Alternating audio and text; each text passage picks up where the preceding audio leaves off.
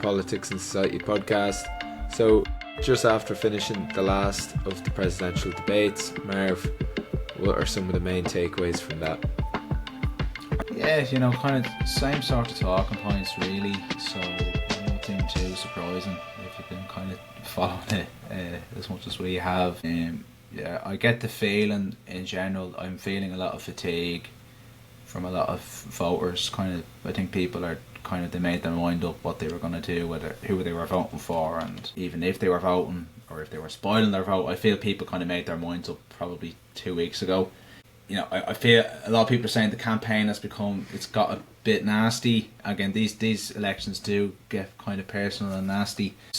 Particularly that video the other day that Gael put out as well. It's starting to get a bit like that, and I think most voters kind of just want it to be done, and I feel people know who they're voting for.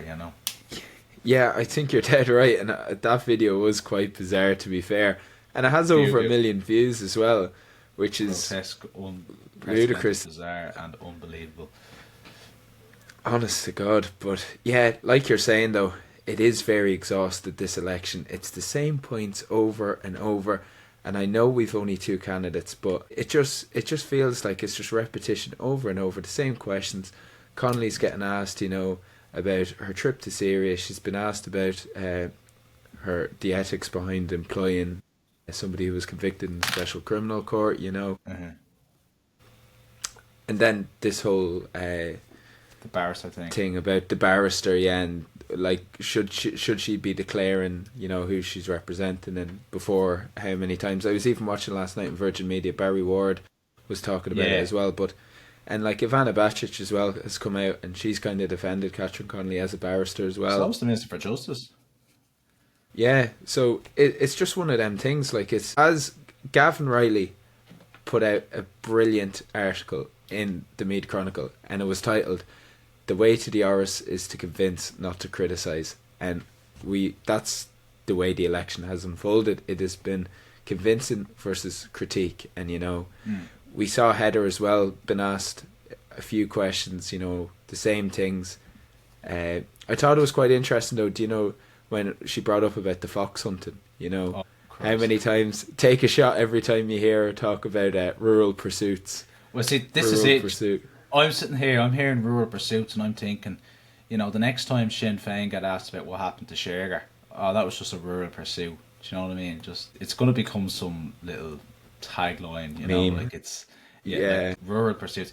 I think she didn't deal with that well at all. That's probably the main thing I got from last night, her 1-to-1 interview with Cliff Fitzpatrick, and then even again tonight, the rural pursuit line on the fox hunting. It's not a great look, to be honest with you. It looks kind of callous, and I am aware of some voters who kind of aren't too interested in the election, but that was what has convinced them to vote Connolly, because it's just like, oh no, I don't like animal cruelty. So I don't think it will help Humphreys, I'm afraid. But that's probably the main thing I've thought over the past 2 days. Yeah, like any interest in the election is probably gone at this stage. Like, when Jim Gavin pulled the plug, that was major. Like, that's our most viewed video as well. But before that, we had the likes of like 600,000 views on the very first debate, and at least 300,000 at any given time was engaging. So they are incredible numbers. Like, the engagement, and as we'll see with voter turnout, the voter turnout could be an all-time low, which it's crazy to think, and it's going to be one of them things. It's like, are the people just fed up of these kind of same questions? Like, Heather Humphreys is just, all she's been criticised on is her government performance while she was in government as an acting minister. Same thing with Catherine Connolly. It's all to do with kind of legislation and policies and your performance as a politician.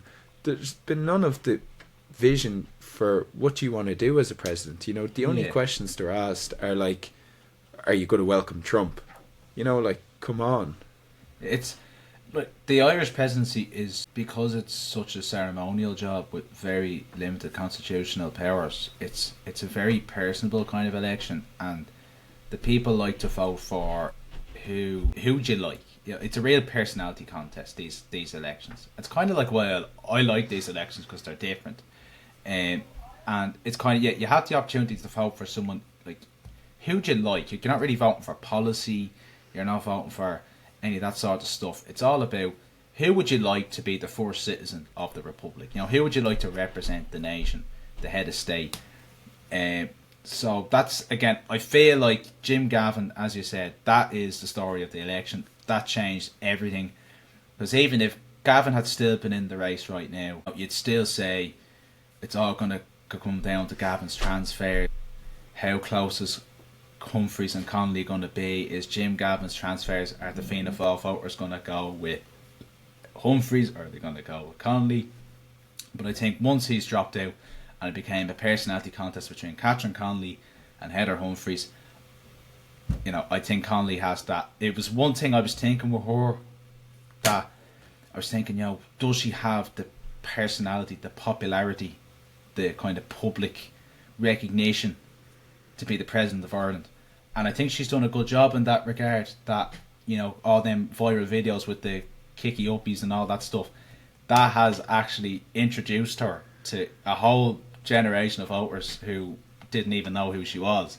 So she's done a good job in that regard of actually, as I said, introducing ourselves to people who wouldn't be engaged with kind of day-to-day parliamentary politics. And that's why I think she will more than likely be inaugurated our 10th Uachtar na Héireann. If there's any future presidents listening and you're looking for the blueprint to the presidency, there's 3 steps. 1, pay your debts. 2, speak Irish. And 3, practice your keepy uppies. And that's basically it. You know, if you can do all those 3 things, you know, you're most likely going to win your presidential election if you get on the ballot sheet. But look, that's another issue for another day. But yeah, of course, we're going to keep updated and talking about this presidential election. I don't think there is much more to say on the matter. Just the when exit polls come out. Yeah, when exit polls come out and we potentially might have 2 counts, you know, it won't be a long process. But as Ivan Yates was saying earlier in the week, it's less of an election, more of a coronation, you know. That's really what it has become, and it's just a matter of how much Catherine Connolly wins by at this stage, not whether or not she will win. But until then, we will see you again very soon, and looking forward to seeing you again.